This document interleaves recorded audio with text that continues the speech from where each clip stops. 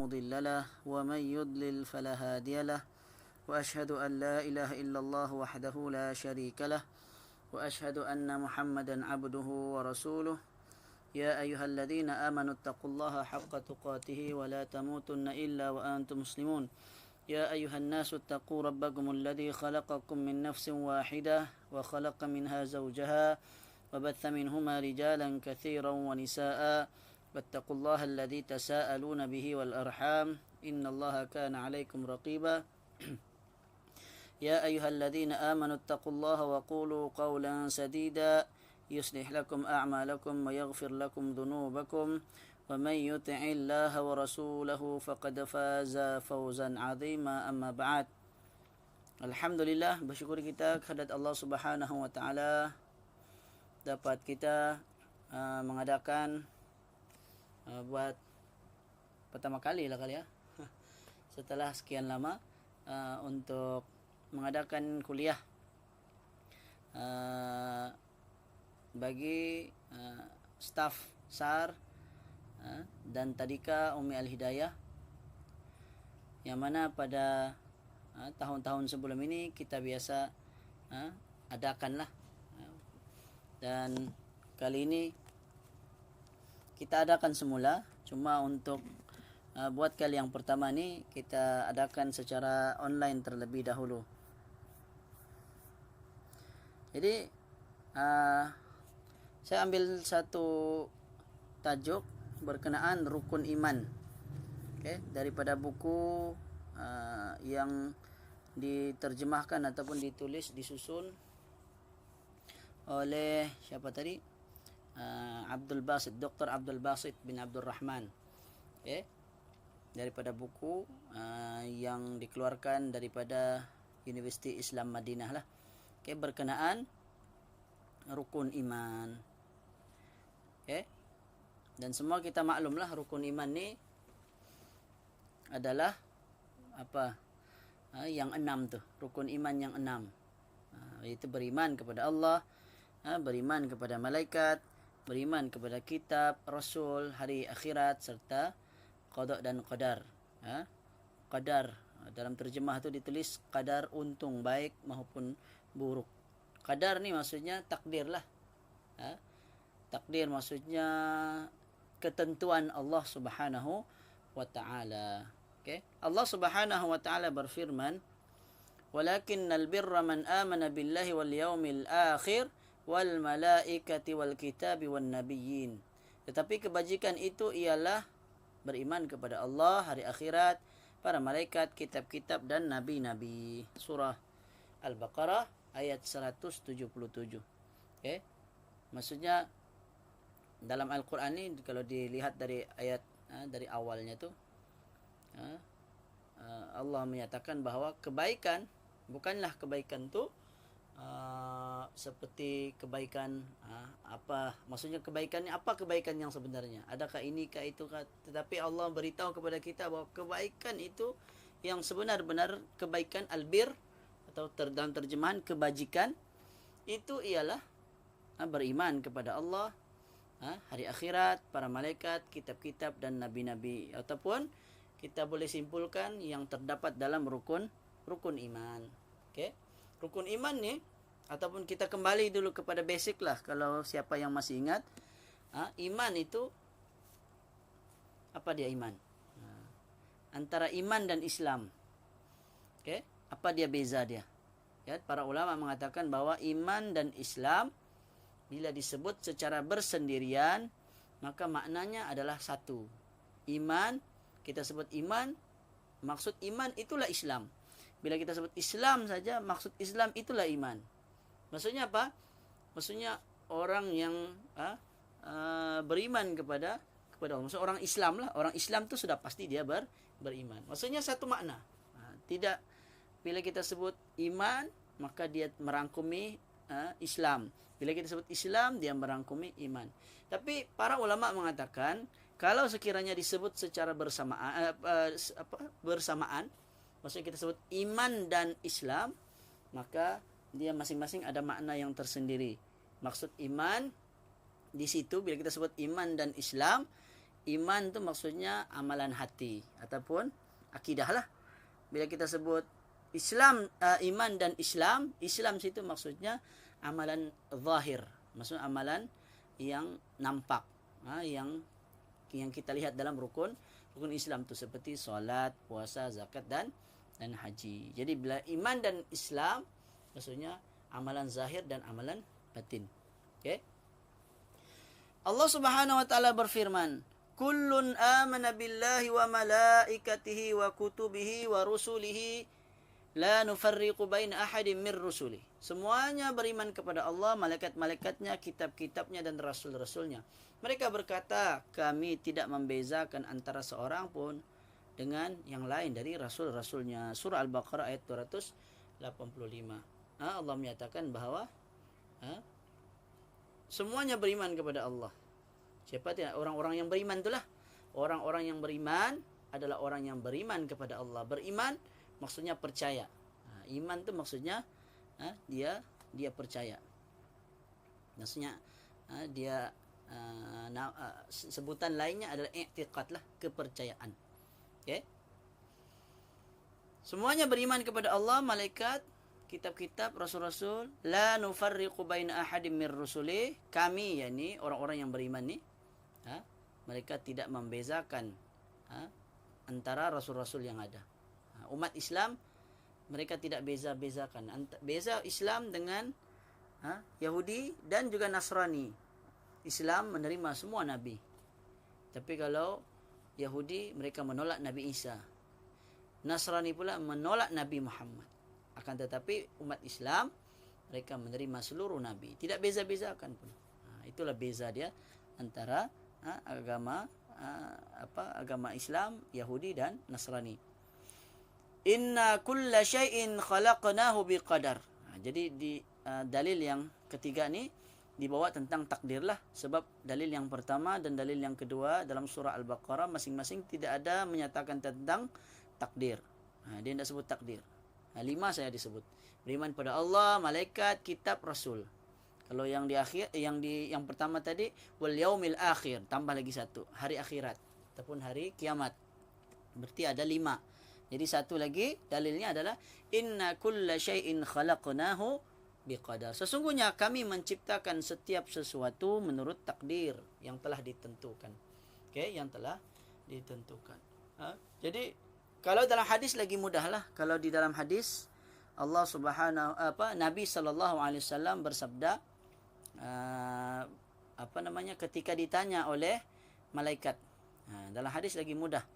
Dalam hadis riwayat Muslim, hadis yang panjang. Hadis tu di mana seorang lelaki, yakni sebenarnya malaikat Jibril tu dia menjelma menjadi seorang lelaki. Yang begitu baik pakaian dia, putih bajunya, rambutnya hitam, tidak ada habuk di tubuh badannya. Maksudnya dia bukan orang yang datang dari jauh. Sebab sebenarnya dia adalah malaikat.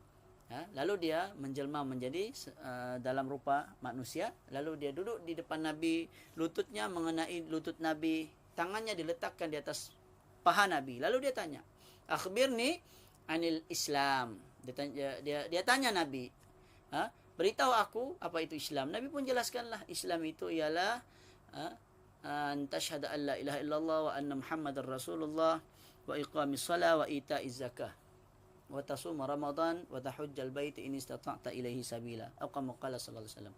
Okey. Lalu malaikat Jibril tu pun mengatakan, sadaqta. Betul, jawapan engkau betul. Para sahabat pun kehairanan lah. Dia yang tanya, dia juga sendiri yang kata betul jawapan Nabi. Lalu soalan yang kedua, dia tanya, akhbirni anil iman. Beritahu aku apa itu iman. Lalu Nabi pun jawab, al-imanu an tu'mina billahi wa malaikatihi wa kutubihi wa rusulih wal yaumil akhir wa tu'mina bil qadri khairihi wa syarrih. Iman itu ialah engkau beriman kepada Allah, beriman kepada para malaikat, kitab-kitab, rasul-rasul, hari akhirat, dan beriman kepada takdir, qadar, sama ada khair yang baik maupun yang syar, yang buruk, yang tidak baik. Jadi takdir Allah ni merangkumi yang baik maupun yang tidak baik. Hadis tu panjang lagi lah. Kemudian Nabi ditanya tentang ihsan, kemudian ditanya tentang tanda-tanda hari kiamat. Okey. Jadi dalam hadis lagi lengkaplah menjelaskan bahawa rukun Islam tu, rukun iman itu ada 6, rukun Islam tu ada 5, ataupun secara umumnya Islam tu terbagi menjadi 3. Sebenarnya apa yang saya sebut ni kita pernah pelajari sebelum ni, tapi kita sekadar pengulangan lah, okey, sebagai satu ulang kaji kerana lama kita tidak berkuliah kan. Jadi Islam tu, martabat Islam tu ada 3. Martabat Islam tu ada 3. Yang pertama Islam, martabat yang paling rendah sekali, Islam. Yang lebih tinggi dari Islam iaitu martabat yang kedua, iaitulah iman, martabat iman. Kemudian yang lebih tinggi dari itu adalah martabat yang ketiga, iaitulah ihsan. Ihsan. Ihsan tu apa? Dalam hadis Nabi jawab, ihsan an ta'budallaha ka'annaka tarahu fa in lam takun tarahu fa innahu yaraka. Ihsan itu ialah engkau beribadah kepada Allah seolah-olah melihat Allah. Kalau sekiranya engkau tidak melihat Allah, ketahuilah bahawa Allah melihat engkau. Maksudnya apa? Dia lebih tinggi dari iman. Dia maksudnya ihsan ni adalah orang yang dia dapat mencantumkan antara zahir dan batinnya. Apa yang dia buat, kemudian hatinya juga merasai apa yang dibuat oleh zahirnya. Dia solat dalam masa yang sama dia solat betul-betul, dia merasakan Allah Subhanahu wa taala di depannya ataupun melihat apa yang dia sedang lakukan, sehingga dia pun melakukan ibadah secara bersungguh-sungguh. Okey, jadi itu adalah martabat yang tertinggi sekali lah. Sebagian ulama ada yang mengatakan ihsan itulah tasawuf, ilmu tasawuf. Baik. Kita lihat iman. Apa maksud iman? Ini penjelasan makna iman dari sudut istilah. Okey. Iman itu kata para ulama ialah pengucapan dengan lidah. Pengucapan dengan lidah maksudnya diucapkan dengan lidah. Al-qaulun bil lisan. I'tiqad mempercayai dengan hati. I'tiqad bil qalbi.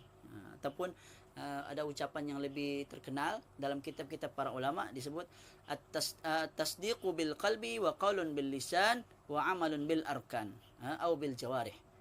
Kita membenarkan di dalam hati, kemudian kita mengucapkannya dengan lisan, dan kita mengamalkannya dengan anggota badan.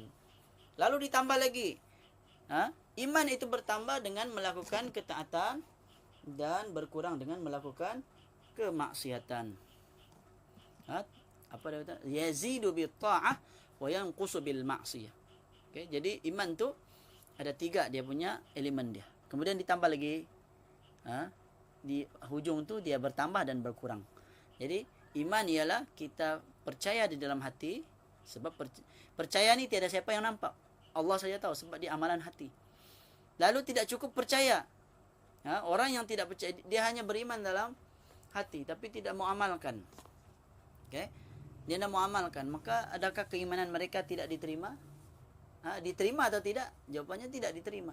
Sebagaimana pakcik Nabi Abu Talib yang mana dia yakin dengan apa yang dibawa Nabi itu benar, sehingga dia membantu Nabi, tapi dia tidak mau mengucapkan 2 kalimah syahadah, maka tidak diterima keimanannya yang ada di dalam hati tersebut.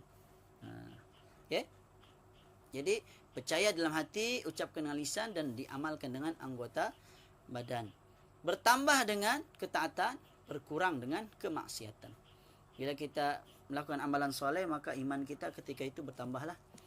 Ketika kita melakukan amalan ataupun kita melakukan maksiat, maka ketika itu iman kita semakin berkurangan. Dalilnya adalah Allah Subhanahu wa taala berfirman, "Innamal mu'minuna alladhina idza dzukirallahu wajilat qulubuhum wa idza tuliyat 'alaihim ayatuhu zadatuhum imana wa 'ala rabbihim yatawakkalun alladhina yuqimuna as-salah wa mimma razaqnahum yunfiqun ulaika humul mu'minuna haqqan lahum darajatun 'inda rabbihim wa maghfiratun wa rizqun karim." Maksudnya, sesungguhnya orang-orang yang beriman itu, yang sempurna imannya ialah mereka yang apabila disebutkan nama Allah serta sifat-sifat Allah, gementarlah hati mereka Dan apabila dibacakan kepada mereka ayat-ayatnya, maka bertambahlah iman mereka. Dan kepada Tuhan mereka jualah mereka berserah diri, bertawakal. Orang-orang yang mendirikan solat dan yang mendermakan sebahagian dari rezeki yang kami kurniakan kepada mereka, mereka lah orang yang beriman dengan sebenar-benarnya. Okay, jadi dalam ni terangkum penjelasan dari Allah SWT berkenaan orang yang beriman, yang sempurna iman, yaitu orang yang bila dibacakan ayat Quran ataupun disebut nama Allah, maka hatinya gemetar, gerun, takut.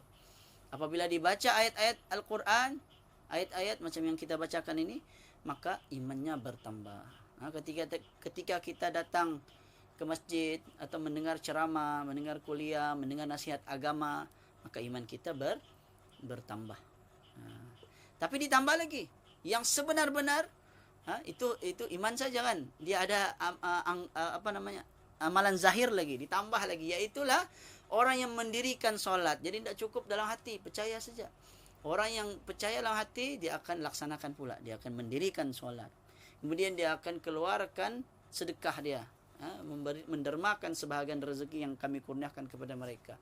Allah kata, mereka itulah ulaika humul mu'minuna haqqa. Mereka itulah orang yang beriman dengan sebenar-benarnya. Jadi orang yang beriman tu dia merangkumkan, mencampurkan menggabungkan antara zahir dan batin. Antara zahir dan batin. Yang batinnya tu tadi dia percaya pada Allah, beriman kepada Allah. Gerun pada bila disebut nama Allah, gerun hatinya. Bila dibacakan ayat-ayat Allah, bertambah imannya. Okay?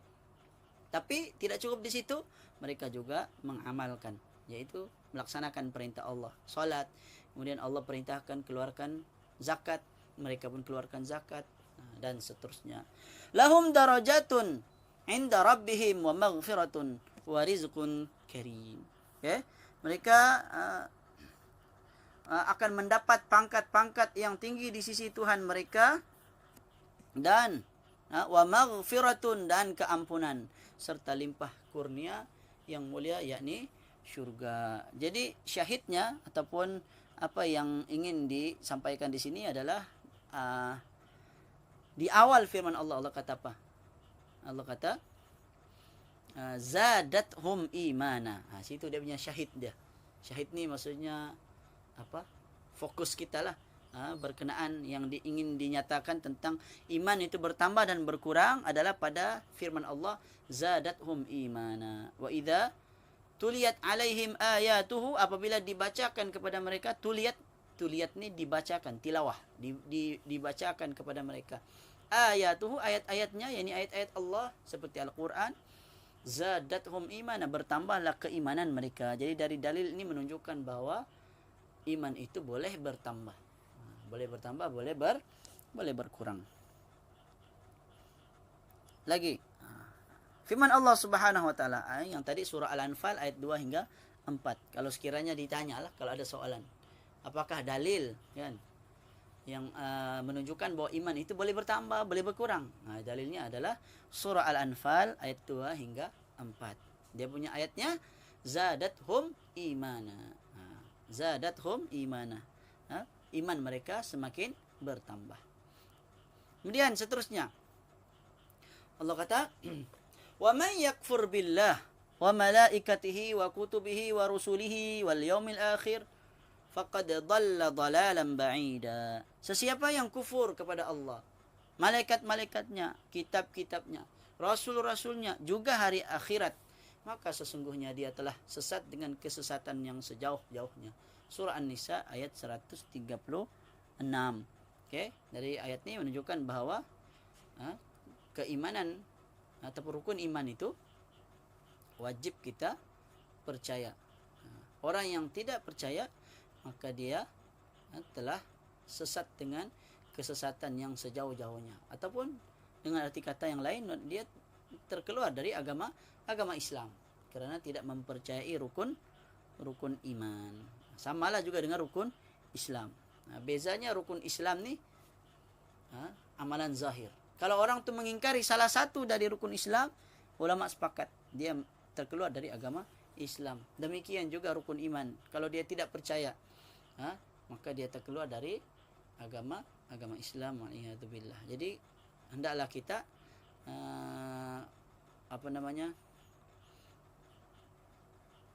kuatkan keimanan kita, kukuhkan keimanan kita dengan cara apa? Kita beramal ibadah, ataupun kita jaga semua perintah Allah Subhanahu wa taala, perintah terutamanya yang wajib itulah.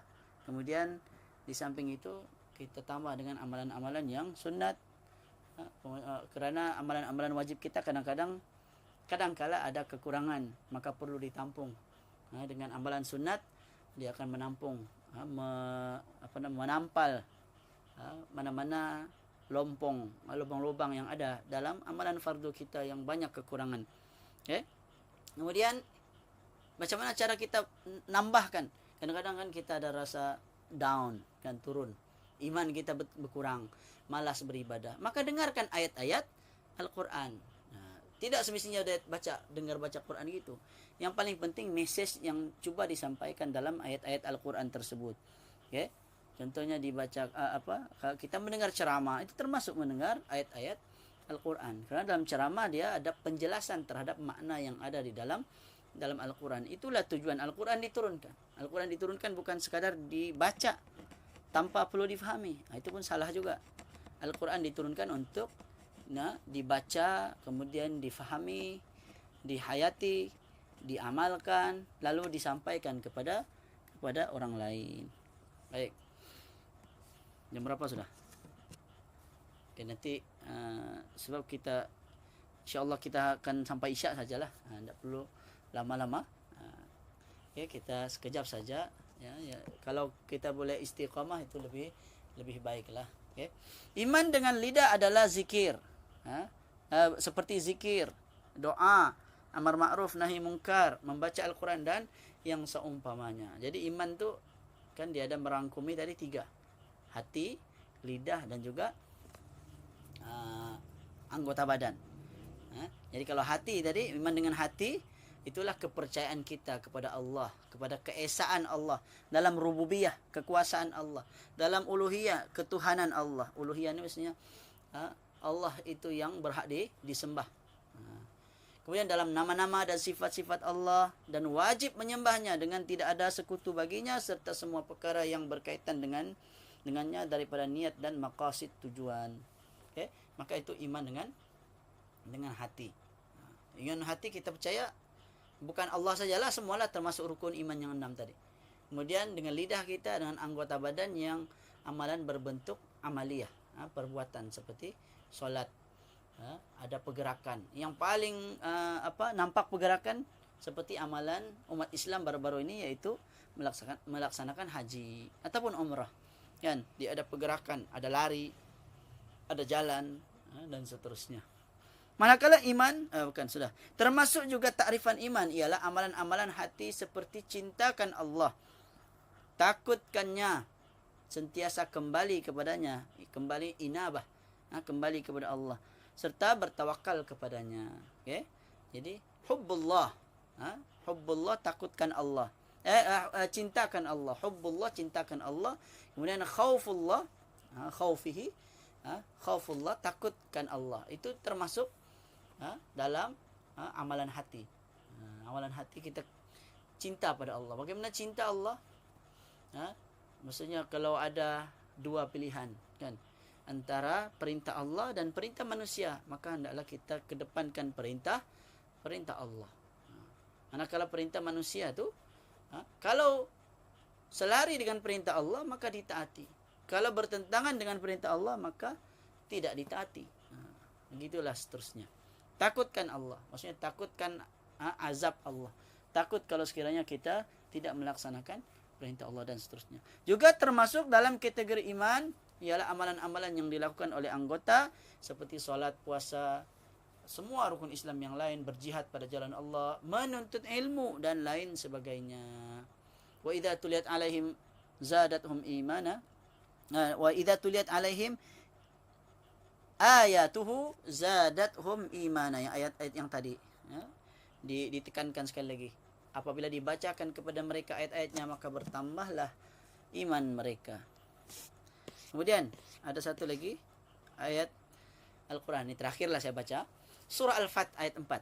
Allah berfirman, "Huwallazi anzala as-sakinata fi qulubil mu'minin liyazdadu imana ma'a imanihim." Ini pun sama juga tentang bertambah iman. Allah kata, maksudnya, dialah Tuhan yang membuka jalan kemenangan itu. Dialah yang menurunkan ketenangan di dalam hati orang-orang yang beriman semasa mereka meradang terhadap angkara musuh. Meradang ni mesti marah lah, kan? Kepada musuhnya. Supaya keimanan dan keyakinan mereka bertambah. Liyazdadu imana ma'a imanihim. Imanam ma'a imanihim. Bertambah keimanan mereka di samping keimanan, keyakinan yang telah sedia. Ada surah Al-Fat ayat 4. Maka itu menunjukkan bahwa iman tu ada. Iman yang ada, asal iman kita ni apa dia? Iman yang asasnya adalah kita mengucapkan 2 kalimah syahadah. Maka orang yang mengucapkan 2 kalimah syahadah, maka dia ada asas iman tu. Dia Islam. Dan dia juga ada keimanan, tapi keimanan yang asas. Tapi belum bertambah lagi. Dia perlu belajar, menuntut ilmu, melaksanakan amalan, maka ketika itu imannya semakin bertambah, dan seterusnya bertambah. Jadi mudah-mudahan kita semua dapat carilah jalan bagaimana untuk menambah keimanan kita, kerana kita tahu kita ni manusia kadang-kadang sering lupa, lalai, leka, maka iman kita, jangan biarkan terus iman kita turun.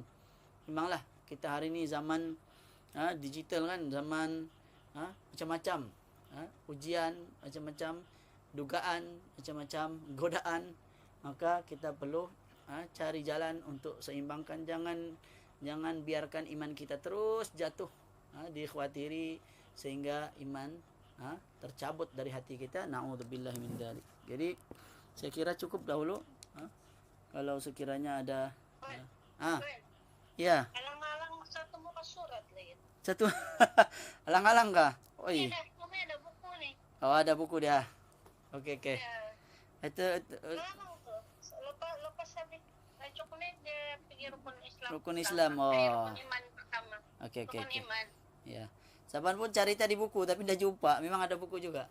Tapi kita tengok ni nulah. Saya bisa lang bab ini. Saya bisa lang. Okey.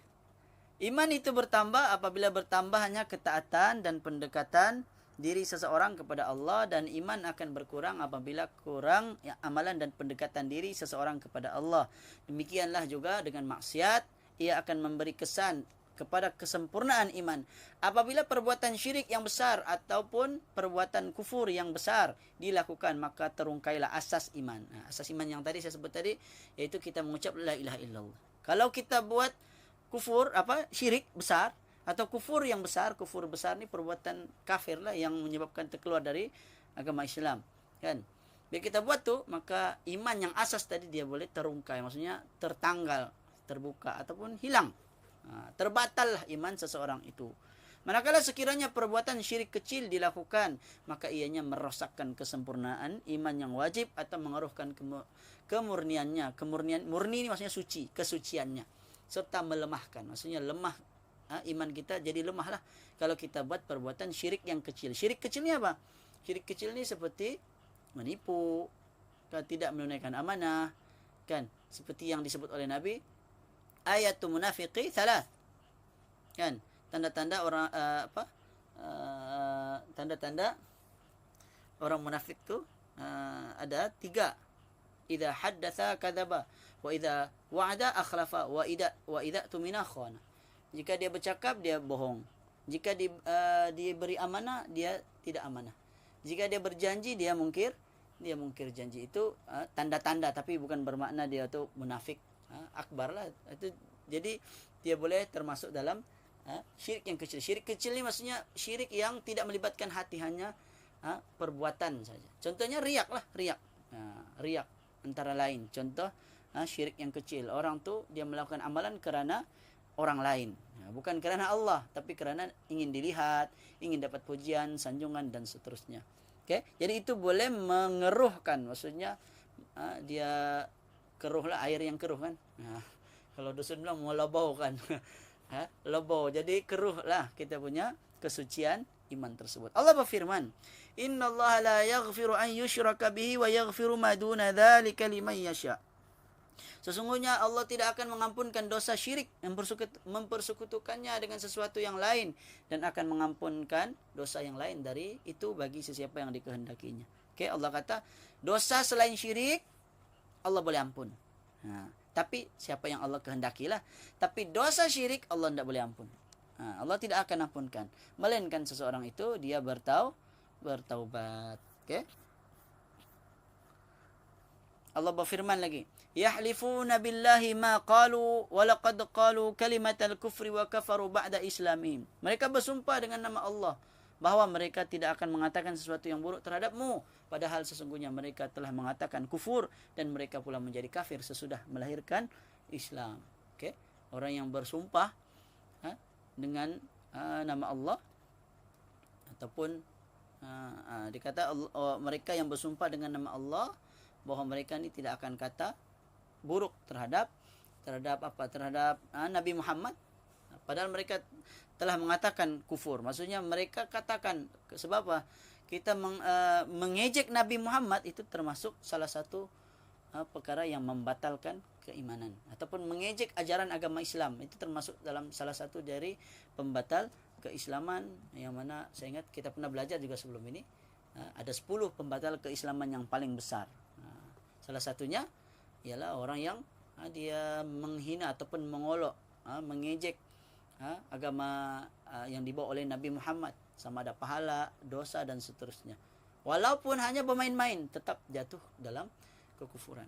Nabi SAW bersabda, la yazni zani hina yazni wa huwa mu'min, wa la yasriqu sariqu hina yasriqu wa huwa mu'min, wa la yashribul khamra hina yashrabuha wa huwa mu'min. Tidak berzina seorang penzina melainkan dia berzina dalam keadaan dia beriman. Okey? Maksudnya orang yang berzina, masa dia berzina tu imannya tu di bawah isyak sudah. Dan juga orang yang mencuri, ketika dia mencuri, maka ketika itu dia tidak beriman. Maksud hadis Nabi ini. Begitu juga orang yang minum arak, ketika dia minum arak, maka dia tidak beriman. Bukan maksudnya dia kafir, tapi maksudnya imannya ketika itu rendah, di bawah. Okey, imannya tu sedikit, ataupun imannya sangat rendah lah. Dia bukan iman yang sempurna. Ayat ni bukan menunjukkan bahawa orang yang berzina jatuh dalam kufur, tidak. Tapi dia menafikan kesempurnaan iman. Orang yang berzina, tidak mungkin masa dia berzina tu imannya tu iman yang sempurna. Tidak. Kerana dia buat perbuatan maksiat, maka ketika itu imannya semakin menurun. Wallahu alam. Hadis riwayat Bukhari dan Muslim. Kita selesai. Okey, dalam bab pengenalan lah berkenaan rukun iman. Nanti insya-Allah kita akan sambung lagi pada bab rukun iman yang pertama berkenaan beriman kepada Allah. Wallahu alam. Jadi saya kira itu sajalah. Yang baik datang dari Allah, yang lemah dari saya sendiri. Aqulu qali hadza wa astaghfirullahal azim li wa lakum wa sallallahu ala nabiyyina Muhammad wa ala alihi wa sahbihi wa baraka wasallam. Assalamualaikum warahmatullahi wabarakatuh. Waalaikumsalam. Waalaikumsalam.